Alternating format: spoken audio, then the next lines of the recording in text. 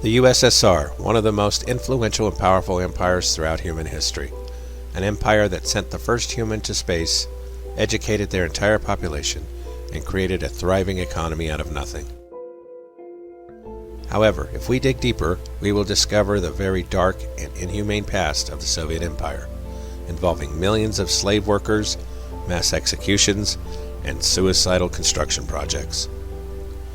One of these suicidal projects was the construction of the R504 Kolyma Highway, a road that would be the foundation for the northeastern Gulag system, a network of labor camps where millions of imprisoned Soviets would later lose their lives. Over 20 million people died in these extreme labor camps while they worked in temperatures that ranged from negative 65 degrees Celsius in the winter to 45 degrees Celsius in the summer. This is the dark and forgotten story about hundreds of thousands of lives that were lost during the construction of the northeastern Gulag system. This is the story about Road of Bones.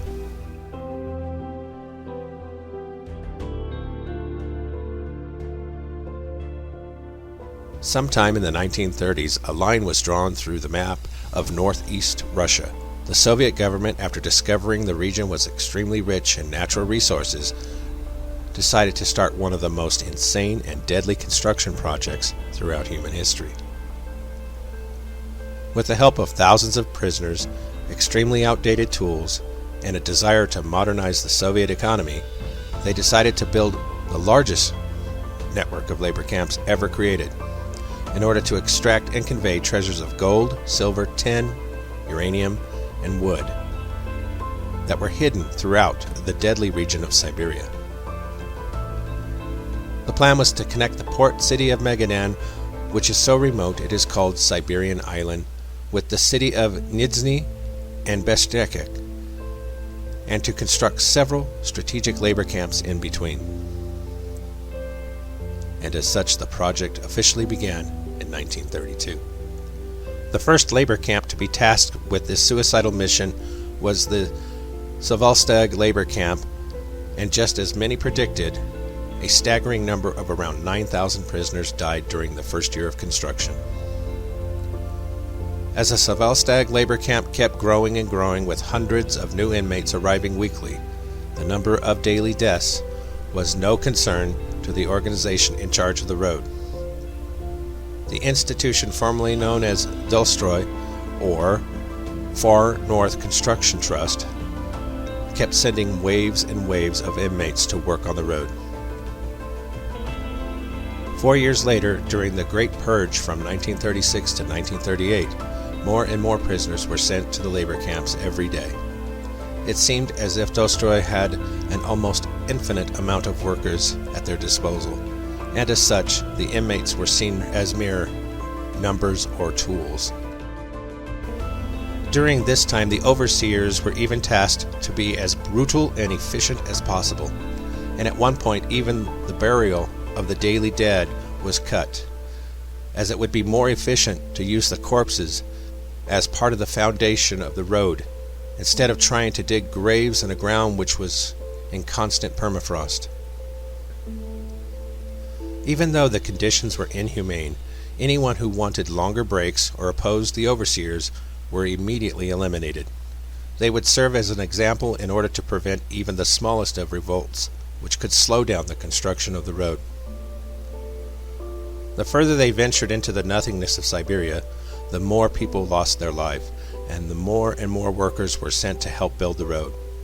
At one point, it got so bad that every constructed meter of the road was an equivalent of at least one dead worker. What made it even worse was the fact that it was almost impossible to escape. There were several guards watching over the workers, and even if they did escape the camps, there was no chance of escaping Siberia. They were trapped in the middle of nowhere with very little supplies of food and water and no real accommodation, and the only chance of survival was to work until the project was finished.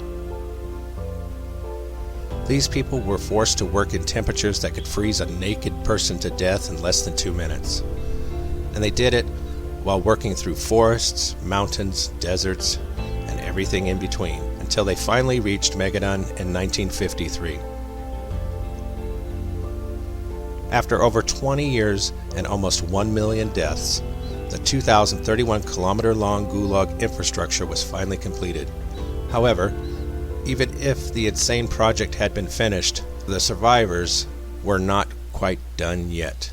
Their story continues in the new labor camps, where most of them would end up dying of starvation, freezing temperatures, violence, suicide, or sheer exhaustion. Over 700,000 of these people literally built their own graves and did this for a political system that would eventually collapse only 40 years later. Mikhail Gorbachev's dreams of holding the Soviet Union together may have received a death blow today. The Union's 3 Slavic republics announced they are forming a separate Commonwealth of Independent States. Nowadays, the road is known as the Road of Bones, and it is a lonely and mysterious road that goes through a vast landscape of Siberian, passing several decaying ghost towns that have been marked with crosses to remind us of the hundreds of thousands of people who lost their lives building something which has almost been completely forgotten.